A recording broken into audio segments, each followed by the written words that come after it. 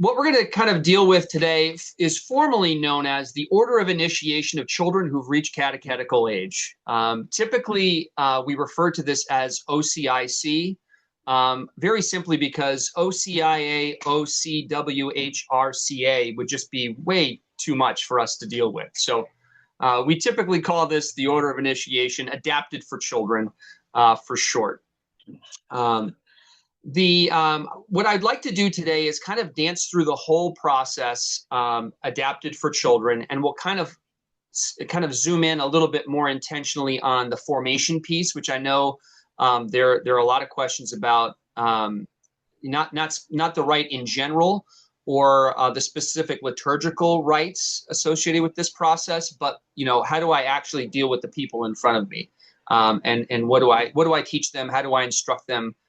Who's involved in that instruction and so forth. So, but just kind of pull back a little bit and kind of get the full picture of the rite as a whole. The rite adapted for children is speaking specifically to those that have reached catechetical age, which for the purposes of canon law, those that have completed 7 years of age. If we have someone that is brought to us for initiation and they are younger than that, then they would follow the rite of baptism for children. Really straightforward. You baptize them as if they're an infant. That's the easy kind of part of the process. If they are older, 7 years, they've completed their 7th year or older, according to canon law, they are adults. But obviously the rite is going to speak to the fact that while canonically they may be adults, developmentally they are not adults. So we need to kind of address that situation in how we minister to them in our parishes. They come to initiation in different ways. Anna mentioned that there are a number of people coming. Some coming as families, children. Or not quite, almost not children anymore, almost 18 years old. So a variety of different ages, a variety of different contexts, situations, canonical children that are coming on their own.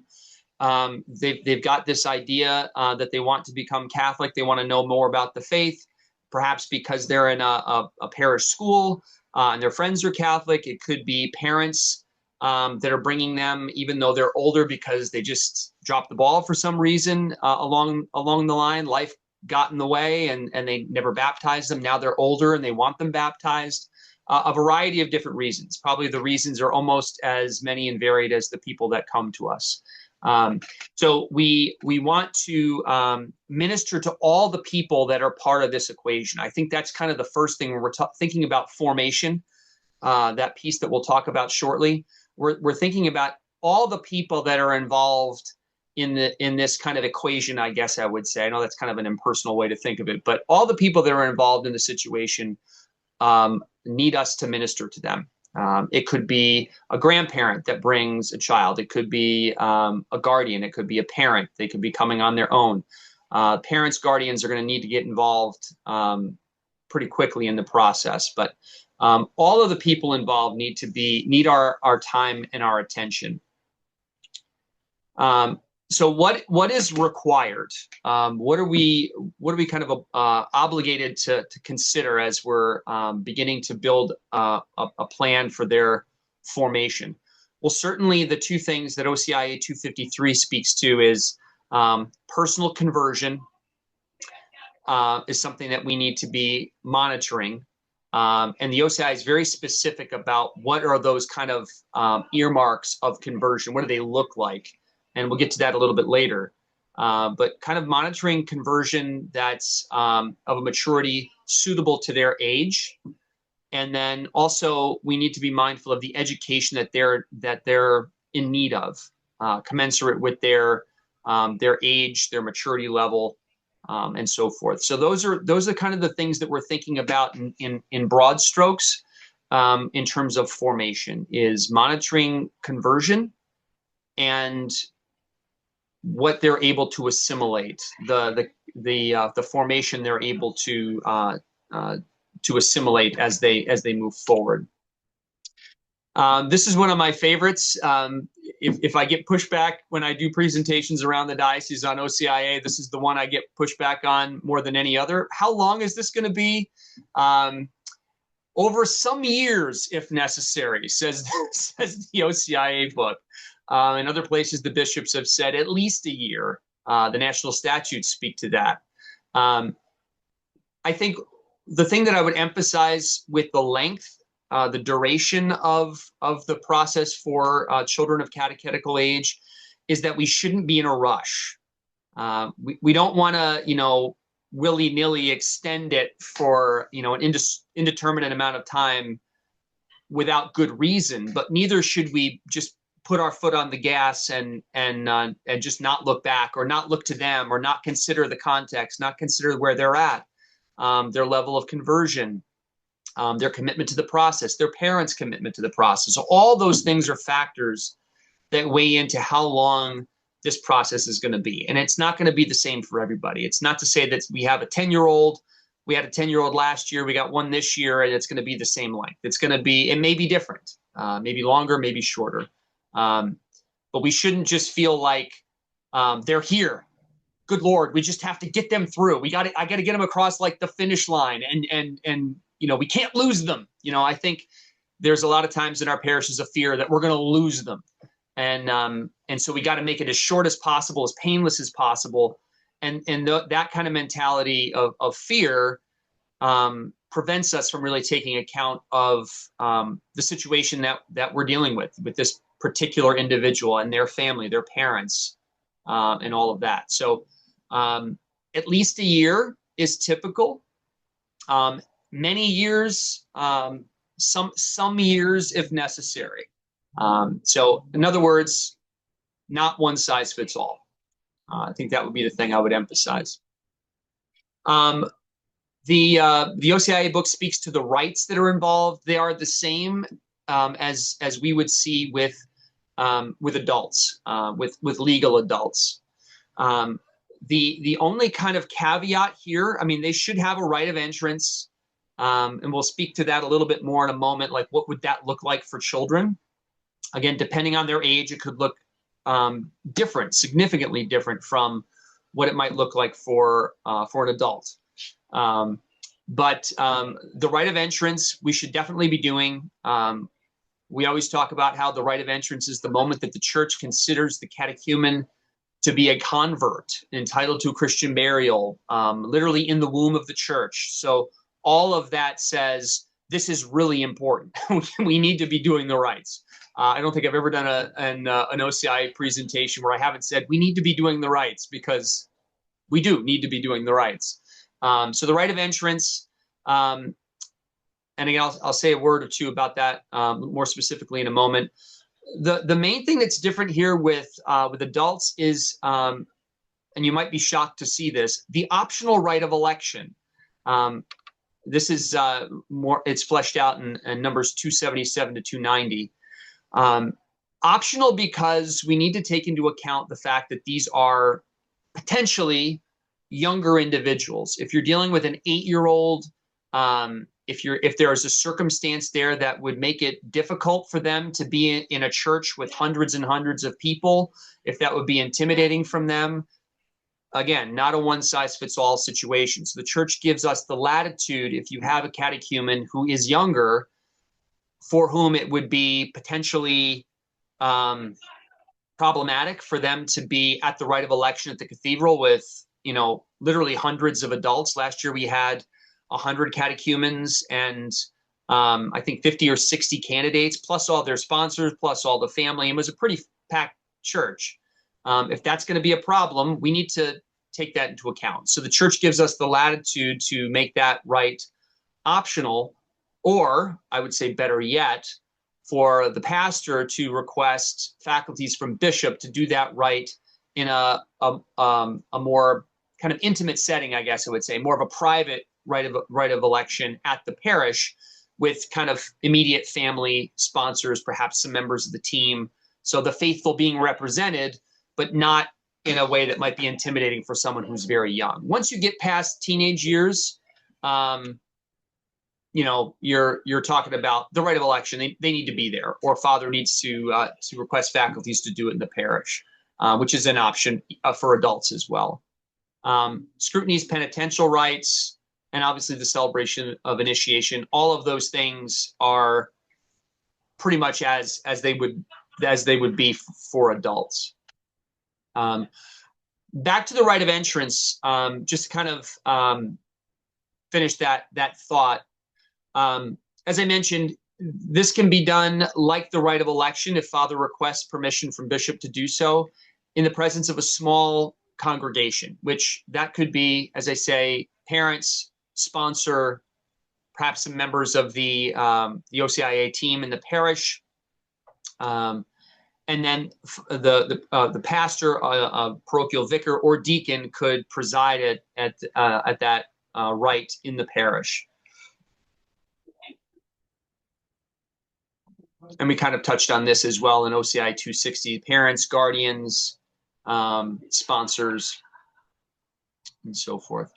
Why don't I pause here for just a moment and take a breath and see if there's any questions so far.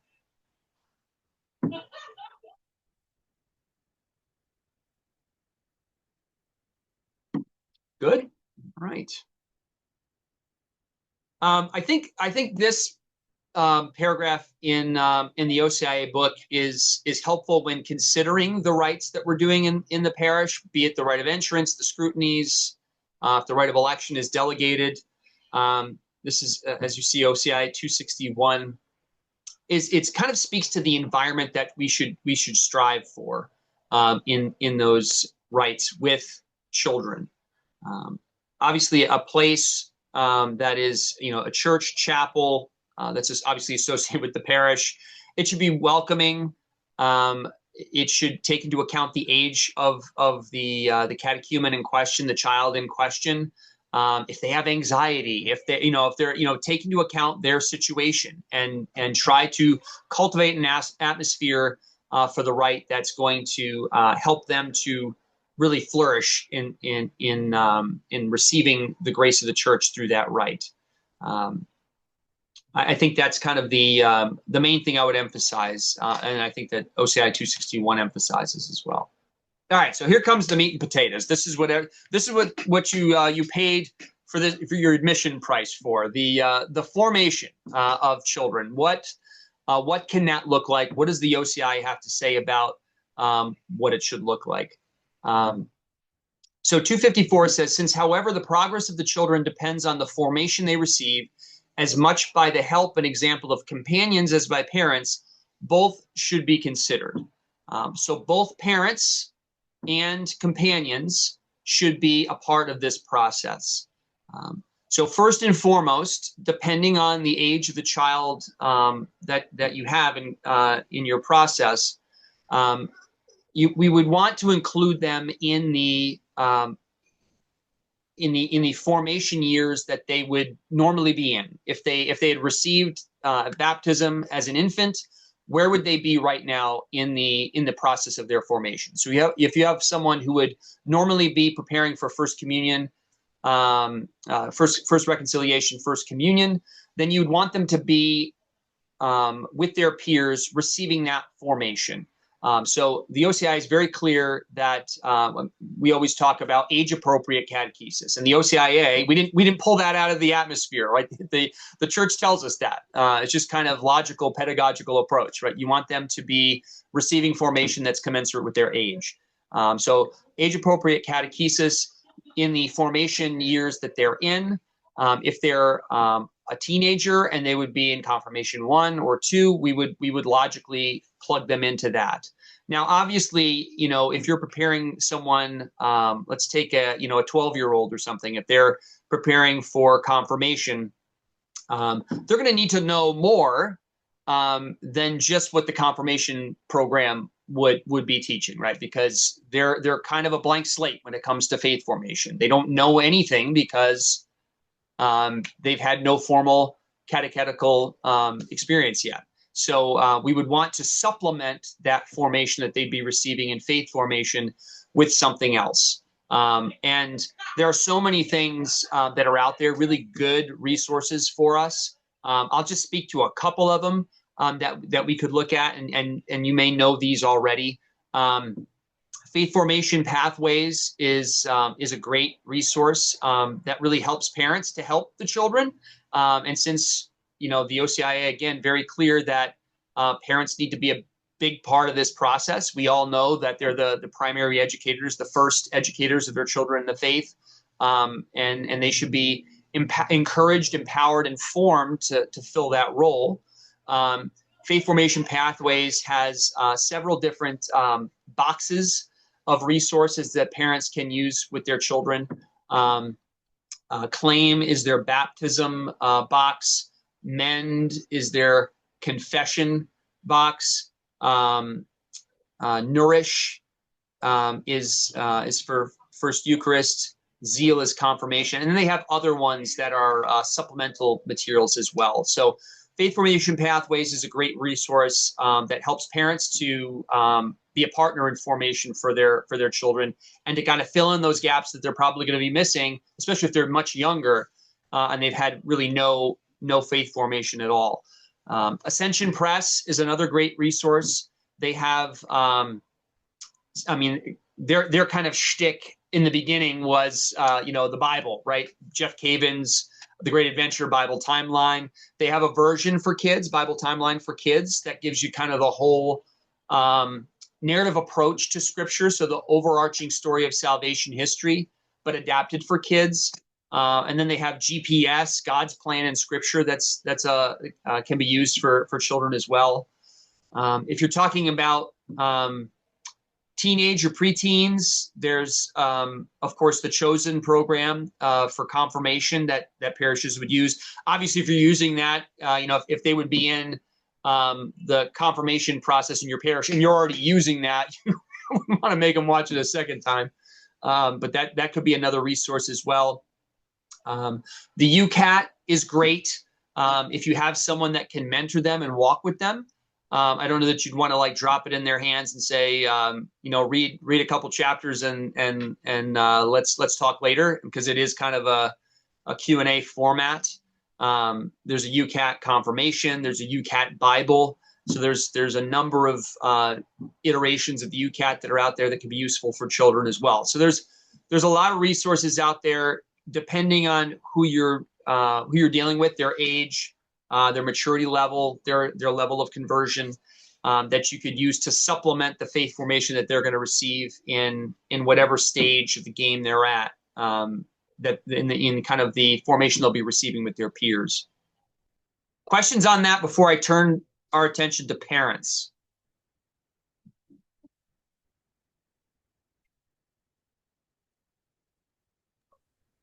Okay. I have a question. Yeah, go ahead, please.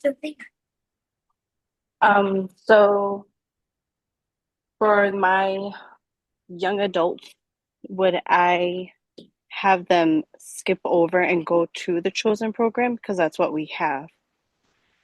So, yeah, go ahead. I'm not yeah, so because we do have a Chosen program for the technically 8th grade and ninth graders. Yeah. But these new high schoolers that are coming, should they just skip over and go to the Chosen, or should I have a supplemental year using some of these resources to kind of have them catch up, depending on where they're at? Yeah. With their knowledge of the faith. I'm sorry. Go ahead. No, it's fine. No, it's fine. So great question. I would say whenever I get calls from folks, pastors, DREs, OCIA directors, asking that question, the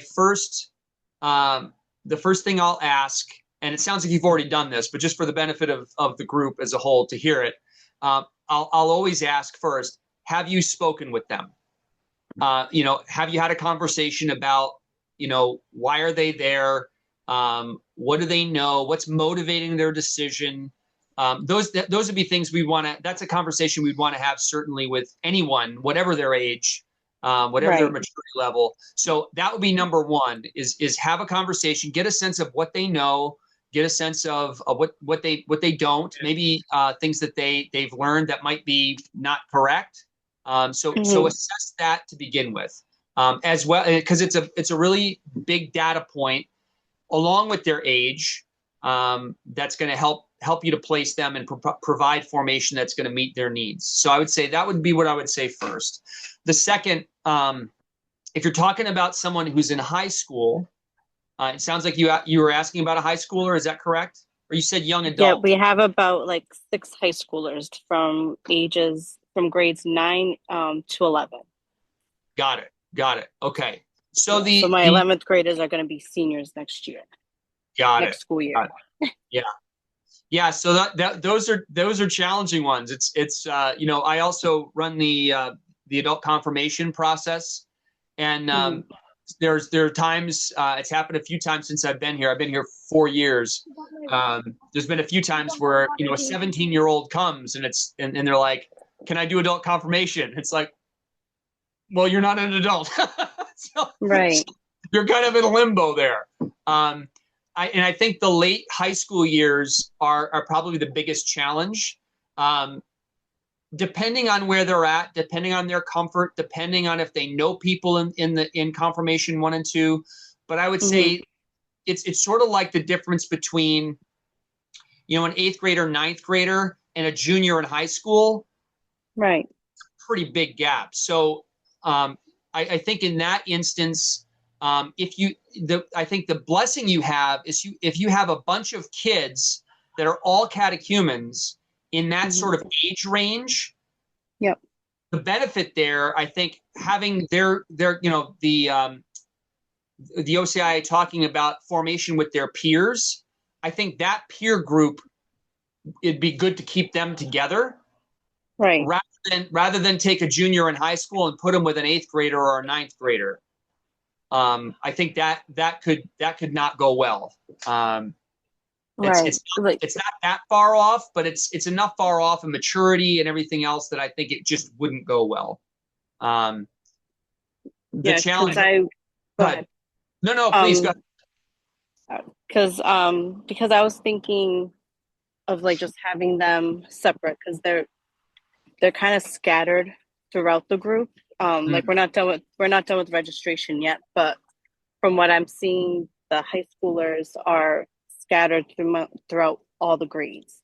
So I was hoping to try and put them in a group, but I don't know if that would be okay. But I also don't know if they're too old. I don't want to make like parents mad that I had them here when they could have been like in Chosen or in another program another way. I'm very new at this.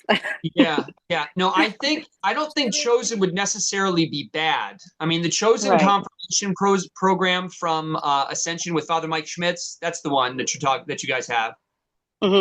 Yeah, I mean that's very good. And I've spoken with Oscar Rivera, who's our youth minister here for the diocese, and his opinion, he's told me before, is the new one can actually go even to like early 20s. If you had like a 20-year-old and someone was looking for a resource for them, or if sometimes like if they just need confirmation, and a parish wants to do it in-house and not use the adult confirmation process that we offer, that Oscar's told me in the past that whole program there, you could use that with a, he said he wouldn't go by like early 20s, but you could get by with someone who's in their early college years with that. So I think you could use that and maybe keep it together. If you've got if you're going to be leading that group, I think that sounds like a good plan. And then you're not going to be reinventing the wheel because you're familiar with Chosen, but then you'll also be able to kind of get a sense of where the individuals in that teenage group are at in terms of what additional formation do they need, so that you can offer that kind of complete systematic catechesis that they'll require.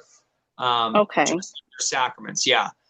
Okay, so then faith formation would be, like you said, meet them where they're at and Yep. see what they need to know, and then just kind of, so this school year would be just catching them up and everything they need to know, and then transition them over to chosen like the following year, or like do you think within the same school year? So yeah, it's going to depend on the structure of the frequency of the meetings. Mm-hmm. Um, it's going to depend on how much time you have in those sessions. There'll be a Right. number of factors in that. But Okay. again, like we started off in saying, don't rush. Right. So, I would definitely say don't feel like you have to like do chosen with them this year and then they receive their sacraments at Easter. Don't, Okay. maybe they do, but Mm. that's a conversation you'll need to be having with them individually, with their parents, with father, Right. um, Right. and getting a sense of are they prepared? Um, Right. and then and we're going to talk about signs of readiness in just a moment. Okay. Um, but are you seeing those signs of readiness? In other words, are they experiencing conversion? Do they desire to receive the sacraments? Um, are they starting to manifest signs of a desire to change their life? And are they prioritizing prayer? Are they showing up at mass on a weekly basis? All of those things help us understand, are these people ready to receive sacraments, or should we keep going? Um, with teenagers that are starting out fresh, um, there'll definitely need to be supplemental work done. And I would Right. say, it would, especially if you're leaning toward kind of what we're talking about, having them be their own group that you're going to lead. Um, Mm-hmm. Ideally, having the sponsors and parents, if possible, there as well. Um, that's going to be a good environment to maybe not rush right into chosen, to kind of do maybe some Right. remedial stuff. For example, I'm going to talk about formation of parents next. One of the things I'll mention is the search. I know some of you are familiar with the search from form.org. There's a search for teens that I think would be really, really, that would probably be a great place to start, just with formation and discussion, is getting a sense of where they're at with those basic things that the search kind of fleshes out. So that would probably be a good place to start, and kind of helping them to, if they haven't already, experience the first stirrings of conversion, and then kind of building from there. There's also Symbolon for teens. That's also on form.org. That's kind of that systematic treatment of the faith. But for at the teenage level, I think starting with something like that would um, probably be ideal for that group, especially if you're going to keep them together, um, Yes. and then kind of keep chosen in your hip pocket for now. That would kind of be. But I would also say that you can shoot me an email after, and we can talk longer about the specific tailor needs of that group, or other needs you have anytime. Yeah. David, Yes. Thank you. yeah, of course. If he hasn't already shared my contact information, I'm sure he will. And these slides will be shared with you as well. So Okay. Thank you so much. absolutely, yeah. So formation of parents, we know this is in many ways even more important than the formation of the children. We've seen that over the last several decades in the church, that if the parents aren't living the faith, if the parents aren't going to church, if the parents aren't encouraging faith in the home, praying with the children, making it a priority, the chances of kids living their faith into adulthood goes down tremendously. So parents should definitely have some role in their children's formation. They should also be receiving formation in some form or fashion. And just as there are tons of resources out there for kids, tons of resources out there for parents as well. So the most obvious would be, if you have people in your OCIA process already, ask the parents to participate in that process. If they're fully initiated, they don't have to be there. But since we can't give what we don't have, it's great to have parents, to invite parents to be a part of the the OCIA process for adults that's already in process in your parish. Leading off with some sort of a charismatic process or a program that encourages conversion, starting their formation off there is really, I think, the best way to begin. It's kind of like almost like a little inquiry experience, so to speak, a little miniature pre-catechumenate for them, even though they're not catechumens. John Paul II would call them quasi-catechumens in many cases. So the search I've already mentioned. Faith Formation Pathways has one of those boxes called Seek, which is it's kind of their charismatic experience that they have. Even Alpha is another thing that's out there that could be used. It's not Catholic, but that's another possible resource. I love the search. I use it for the adult confirmation process. I'm a big fan, so I'm always going to kind of encourage that. But there are other options out there. And I've already mentioned Symbolon. That's another resource. I really like the older version of Symbolon. Augustine Institute redid it recently. I'm maybe I'm just old school, or I'm a purist. I don't know, but I think the original is better. It's 20 sessions as opposed to 16. It's definitely more systematic. There's opportunities in there to pause and discuss with the people in front of you. So I think I like it a little bit better. Ascension has got many things as well. Foundations of Faith is kind of their series on the Creed. It's 20 sessions. It's Dr. Edward Sri. Kind of ironically, he's the moderator in Symbolon, and he's also on Ascension's kind of version, I guess I would say. Both 20 sessions, both about 30 minutes each. What We Believe, of course, the Great Adventure. So there's a lot of resources out there for formation for parents. But I think insisting as much as we can that parents be a part of the process and also be receiving formation. Because if you were to ask, I think 9 out of 10 parents in these situations, do you feel comfortable teaching your child the faith? I mean, I think 9 out of 10 would say no. Because they would probably admit, if they're being honest, they don't know the faith as well as they would like. And so, providing resources for them to be accompanied in their own right, sort of on this journey, and also to be formed on the journey is very, very important. I don't think I've ever gotten through. I already mentioned, I always talk about the rites, the importance of doing the rites. I also always talk about pastoral, catechetical, liturgical. I don't think I've ever gotten through an OCIA presentation without mentioning those. And I'm just going to squeeze it in here just as an FYI. That's kind of what we're describing here, is the accompaniment that's part and parcel of the pastoral aspect of formation, both for the children and parents. Obviously, there's that systematic organic catechesis that we would say is the things that they're learning, so to speak, really focusing on the person of Jesus, the kerygma, and then obviously the liturgical rites that are associated with it as well. So that's a bit about formation. I've already mentioned the involvement of peers. We've kind of talked about what that might look like. If there's a group that's already moving forward that they can easily be placed in, that makes a ton of sense. Obviously, Anna was talking about a situation that doesn't, they're sort of in that high school age, but there really isn't a group that dovetails with where they're at. One thing I would also add, Anna, just my guardian angel just tapped me on the shoulder and said, "Hey, you probably should mention youth group." If you have a youth group, that's another resource that you'd want to leverage.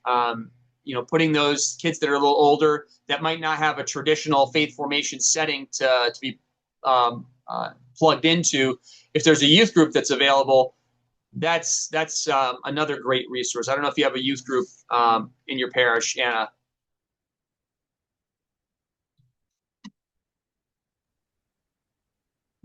Okay. And we actually, in kind of Anna and my conversation, we already talked about really OCIA 255.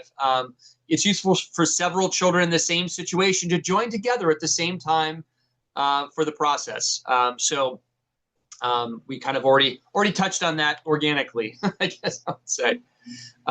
We also have touched on parents. The OCIA is pretty clear about the involvement of parents. If a child is a minor, legally speaking, the parents need to give at least their permission. That's just a legal thing. But it's also a canonical thing. The parents need to be on board. They need to give their permission for their children's initiation. And obviously that's needed because we need, when I was in deacon school, they quoted canon law. I can remember the canon, but we need a founded hope that the child is going to be raised in the faith. That's kind of the canonical language. If the parents are not on board, do we have a founded hope that they're going to be supportive of their, with the children's new faith and their journey? That's kind of a question. So yeah, the parents need to be involved. The timing of the process, it's ideal if the process coincides with the rhythm of the liturgical year. So the rite of kind of working backwards, the rite of election taking place somewhere or around or on the first Sunday of Lent. Again, depending on the children's age, would they be sent to the cathedral to be received with the other catechumens by bishop? Would Father be requesting permission to do the rite in the parish? And then kind of working backwards. For the rite of entrance, that can be done multiple times a year. So if you were to have, and this would go for,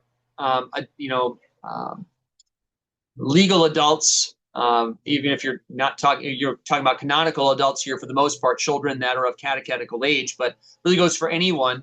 A parish could do the rite of entrance multiple times a year. You don't have to just do it at the beginning of your process somewhere in September, and then if someone comes later, too bad, so sad. It can be done multiple times, not with the expectation that someone who is interested in the process, commits to the process in February, receives their sacraments at Easter, in a month or two hence. Not at all. They would go through the rite of entrance because the grace associated with that is very important. Again, that beautiful language of the New Translation that they're in the womb of the church. And then they would journey past Easter, not receiving their sacraments, and continue through the summer and the fall, and then potentially receive sacraments the following Easter. But the rite of entrance is important. If they're committed, to be willing to do it a couple of times a year. The same is true of children. But thinking, along the lines, as I say, of the liturgical cycle, somewhere in the fall, perhaps a rite of entrance, the rite of election, the penitential rites or the scrutinies, and then the sacraments at Easter. Sacraments at Easter, or at least the Easter season, is pretty standard. There can be exceptions for that with the bishop's permission, but we should really try to keep the sacraments of initiation, unless there's a significant reason why it shouldn't be that way. We should keep it to the Easter Vigil if we can, but really in the Easter season, if nothing else. And again, if there's a reason for doing it at another time, bishop needs to give permission for that. I was telling the group that David and I were speaking with last week about the OCIA that in my own parish, Holy Name here in Fall River, right over there, there was a young lady who's going into the military. She just graduated high school and was very motivated to become Catholic. And Father Williams received permission from bishop to do the expedited process because she's got a significant reason why she needs to receive the sacraments sooner rather than later. Going into the military, she could be deployed. We want her baptized. We want her initiated. And Father Williams and I worked with her for a few months. And we did the expedited rite of the sacraments of initiation at a Sunday Mass a couple weeks ago, on the Feast of St. Lawrence, actually, St. Lawrence Deacon. So there can be exceptions that are made with bishop's permission. All right, so readiness. This is a real important point to consider. And I would say this applies not only to children, but also to adults. How do we assess if there's conversion that's occurred? How do we assess if they're ready to receive sacraments? What does that look like? So this is in OCI 43. It talks about prior to the rite of entrance. So this is before someone becomes a catechumen. They're an inquirer only before they become a catechumen. Looking at this particular individual, where are they at? What is their motive for desiring sacraments? What kind of conversion are they manifesting? Those kinds of things. And this obviously happens in the course of a conversation with someone one-on-one. You don't want to ask a group of catechumens, be they children or adults, like, how's everybody doing? Bob, have you experienced conversion? Like that would not be the way you'd want to handle this. You want, yourself, certainly in the case of children, you would want yourself another catechist or father, not one person in a room with a child alone. You would want a couple of you, obviously parents being there would be ideal, or sponsor, having this conversation about their desire for baptism. These are kind of the bullets that OCI 42 speaks to. We should see the beginnings of a spiritual life. The first faith has been conceived, you would say, in their hearts. Initial conversion, a desire to change their lives, enter a relationship with the Lord. Beginning of a sense of penitence, a sense of sin, a sense of virtue. Beginnings of a prayer life, a sense of what the church is, that it's not just a building, there's a community there, the sacraments, that kind of thing, an experience of the company of Christians. All of this, of course, in the context of the conversation of the Order of Christian Initiation adapted for children, commensurate with their age and maturity, which is going to look different, obviously, than if you're talking about an adult. So we can afford to give a little bit more latitude in accounting for, how is an 8-year-old or a 9-year-old experience conversion? What does their prayer life look like? Those kinds of things are going to look different for folks that are if we're talking about children. Appropriate catechesis. We've started to kind of meet with them and talk with them. We're kind of moving forward now to thinking about the catechumenate. Divided the faith being divided into steps and fully presented, completely presented. It talks about a suitable knowledge of dogmas and precepts, but more than that, do they desire to make them their own? And this, of course, we're kind of thinking about the difference between knowing about someone or knowing that person, having a relationship with them. Very, significant difference, although they're not unrelated, right? We don't enter into a relationship with someone that we don't know at all. Knowing about is a prelude to knowing. Familiar with the practice of the Christian life, again, getting to Mass, becoming more familiar with the liturgy. The parents, godparents, are we seeing them as part of the process? And obviously growing in prayer. So as the process unfolds, all of these things, the virtues of faith, hope, and charity, the beginnings of the moral life, all at their age level. These are all things we should kind of be looking for.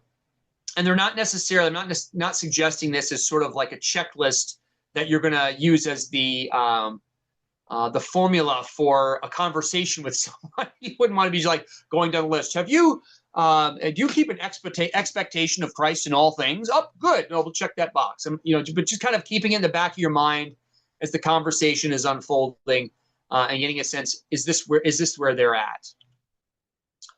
And then the remaining rites, kind of moving forward past the rite of election. There are adaptations that the bishops have offered. And we've kind of already touched at this at the beginning. For the rite of election, the scrutinies or penitential rites, if you're talking about someone who's been baptized, who's entering into full communion, all of those things are they're adaptations for those rites for children. So kind of getting a sense of their maturity level and where they are, this particular individual. and should we be using the rites that the church offers unadapted, or should we be using the adapted rites for children? Especially if you're talking about like the mid-teens, do you need to adapt them, or do you just use them as they are? Again, it's going to be a case-by-case situation. Already mentioned the Easter Vigil or on a Sunday in the Easter season is really what we should be shooting for the reception of the sacraments. And then this is kind of an interesting kind of situation. If it's possible, we can, the phrase "insofar as possible" is one of those cryptic phrases you get in canon law and church documents. Sometimes it's not possible, but you do have the latitude, I would say, especially if your adolescent confirmation is in the Easter season, to receive a teenager who is of the age in our diocese to receive confirmation, to receive them into the church, baptism, confirmation, and First Holy Communion with their age group. That's an option. We're given that option insofar as possible. It's I think kind of a stars aligning sort of situation, probably in most cases, because you're assuming that the formation just kind of lines up exactly when a bishop happens to be coming to your parish in the Easter season, and maybe he's not. So I mention it just as something that's to kind of complete the discussion of OCIC, as it were. But it's not something that I think is probably going to happen a ton. And then we try, if at all possible, especially if you're talking about someone who's past the normative age for confirmation. As Anna was saying about kids that are 17, 18 years old, they passed the age in our diocese when confirmation would be conferred. You give them all three sacraments. We do have the latitude in our diocese. Bishop has provided that if someone is younger, to baptize and offer first communion, but not confirm, so that they can receive that age-appropriate catechesis we've talked about with their peers in the confirmation process in the parish. But if you're talking about someone who's already passed the age for confirmation, there's no latitude. All three sacraments should be given at the Easter Vigil. And that is that. We're right at 2:00. Questions, comments, non-negotiable demands?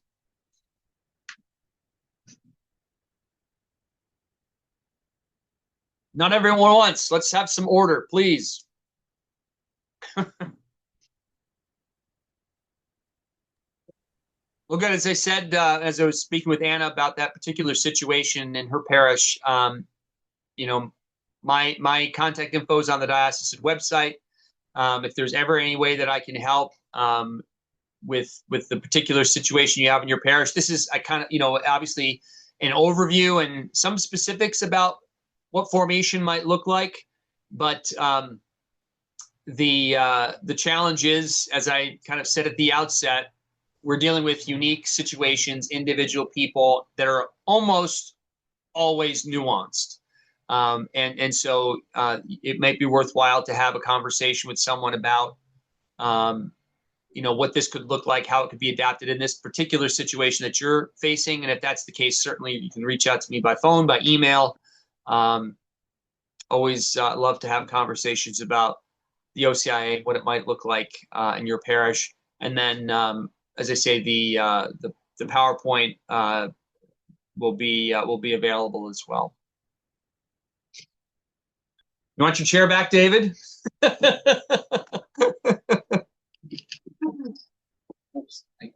All right. Well, thank you guys for coming. And let me give you a blessing, and let you get back to the rest of your day. May the Lord bless you and keep you. May the Lord make his face shine upon you and be gracious to you. May the Lord lift up his countenance to you and give you peace. May Almighty God bless you, Father, Son, and Holy Spirit. Amen. Have a great afternoon, everyone. God bless. Thank you. Thank you, Deacon. Thank you, David. Thank Most you. welcome.